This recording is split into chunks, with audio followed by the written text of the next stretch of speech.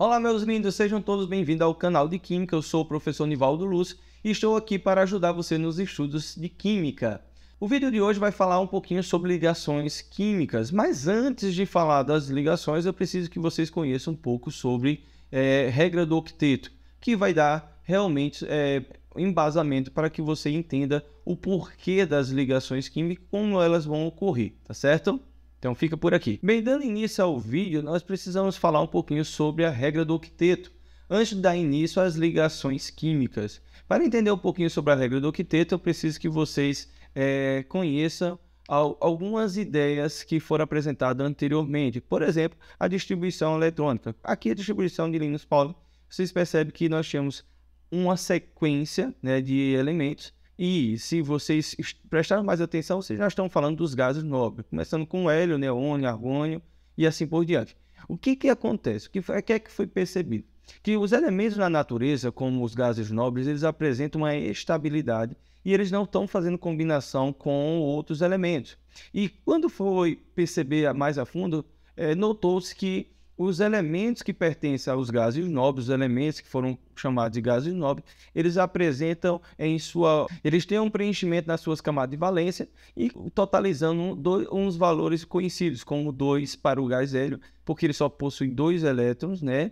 E os mais 8 elétrons na sua última camada, sua camada de valência. Perceba que o neônio são 8, argônio 8, criptônio. Aí você percebe que 4s2 e o 4p6 completando 8 e o 8 aqui novamente. E isso fez com que estabelecesse a chamada regra do octeto, em que os átomos, para alinhar a estabilidade, eles vão tentar se assemelhar, ser o mais parecido com os gases nobres. E a partir daí começou esse entendimento com a regra do octeto. Então, para atingir a estabilidade, o átomo ele vai ter que ter 8 elétrons na sua camada de valência ou 2 em alguns casos, como um hidrogênio, que vai se assemelhar, né, o gás hélio com 2 elétrons na sua camada de valência, tá certo? O que nós vamos perceber aqui, ó?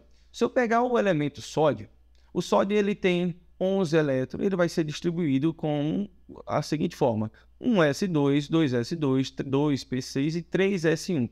Então, perceba que a última camada, a camada de valência aí, o 3s1, tem apenas um elétron nessa camada.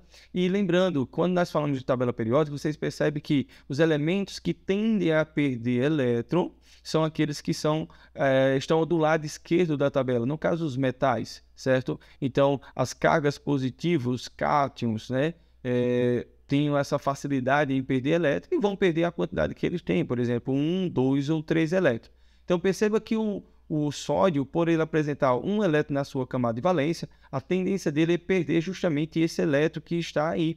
Então, se ele perde esse elétron, perceba que a última camada agora passa a ser a camada 2. Essa camada 2, somando os seus elétrons, ele possui 8 elétrons, né, e ganhando estabilidade. Então, qual é a tendência do sódio aí nessa configuração? Ele perder a última camada, essa camada de valência, e aqui era penúltima ser a última. Então, pensa lá, 2s2, 2p6, ao somar eu tenho 8 elétrons, numa conformidade aí em que esse átomo, né, que vai passar a ser um íon, não adianta, ele vai perder elétrons, ele perde elétron, vira um cátion, e mesmo assim ele ganha estabilidade. Então, ele ganha carga positiva por ele ter uma quantidade maior de positivo comparado às cargas negativas. Então, a tendência natural, como eu havia dito, o metal é perder elétron e ele se tornar um cátion. Então, quando ele perde elétron, se torna um cátion e o sinal é positivo.